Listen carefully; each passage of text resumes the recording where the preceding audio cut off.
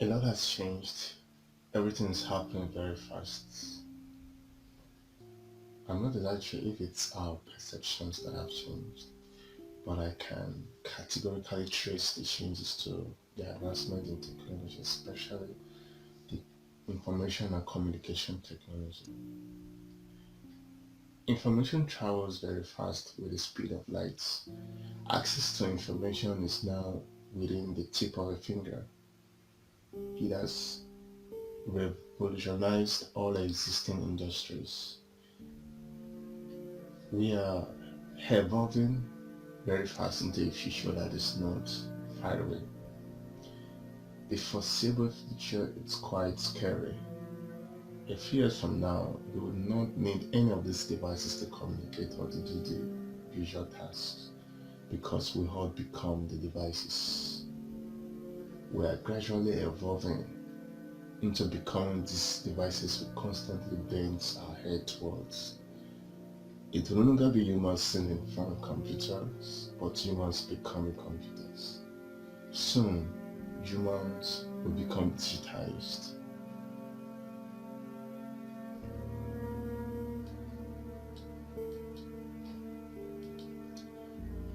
Now, the discussions of artificial intelligence and simulated reality have been going around lately.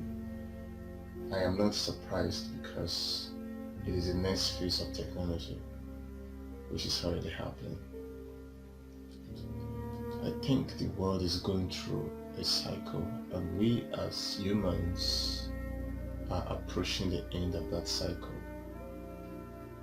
Artificial intelligence poses an existential threat to humanity. Though not in the way they describe it, it has nothing to do with built robots. All these robots they display at conferences are just a model of what we would become. We humans would evolve into artificial intelligence. We would become the AI.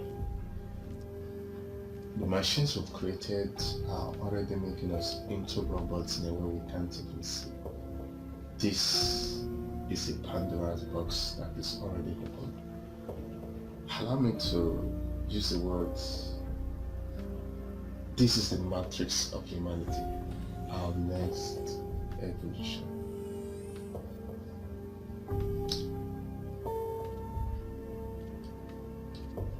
The end of humanity is not the way we know it. The evolution of humans into machines will be the end of humanity. These machines would cause great chaos to everything. They would eventually create a God who would destroy them and everything they have created. That God will create humans again. The cycle will continue to infinity. Okay, the theory of us living in a simulated reality. The real question is, what is reality? Understand reality. What is life? What does it mean to be alive?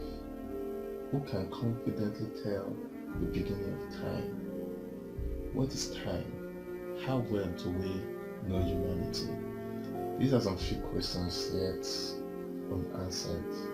Until we find definite answers to these questions, I presume we are living in a kind of game. There's a limit to how much we know and can do. We are just like codes in a computer. No matter how we try to write these codes, we can't beat our creator to it. It's the exact way it sounds, but understand this is just presumption. I may not have concrete empirical evidence to support this claim. We're all trying to find interpretation of this reality, which we call life.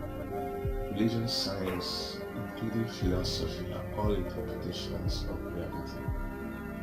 Since the inception of humanity, man has been trying to find what best interprets his experience in the world he has found himself. We want to know who we are, where we are, why we are here, and what our fate is beyond this world. And unfortunately, none of these interpretations has provided enough information to us. All the best brains put together cannot crack the fabric of this reality we are all in. That tells us something. We are not in control. Each of us is living a scripted life without even knowing. We are embedded into this reality. Ponder on this. Not in a mundane sense, instead, in a way outside of you.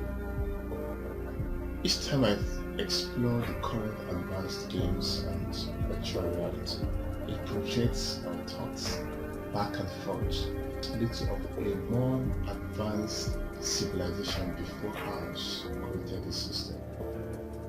Our origin is still undefined.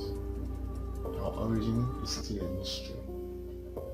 They are the controllers of the game we are in and know perfectly how the game works. They created it. We are, of course, not alone, and that should have been a surprise to us. Of course, the controller of a game is not necessarily the maker of the game. So there are possibilities that the game was created by a higher intelligent being.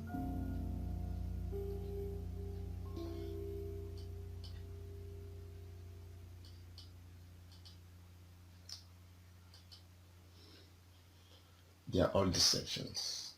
Do not fall for it. What you call aliens, it is and all that. They were humans. This is deeper than you can imagine. It is not in my place to disclose what this is all about. UFOs, the flying saucer-like aircrafts, are product of our own technology. They do not come from outer space because there is no outer space in a real sense. We humans are capable of doing things that are beyond imaginations. Discoveries in science and technology have placed in our fingertips the ability to do almost the impossible. The truth is, the technology we see today have been in existence for a very long time.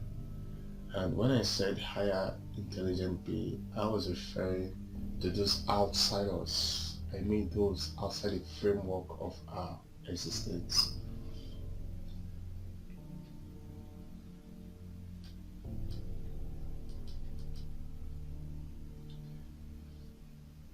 This planet once had a visitor.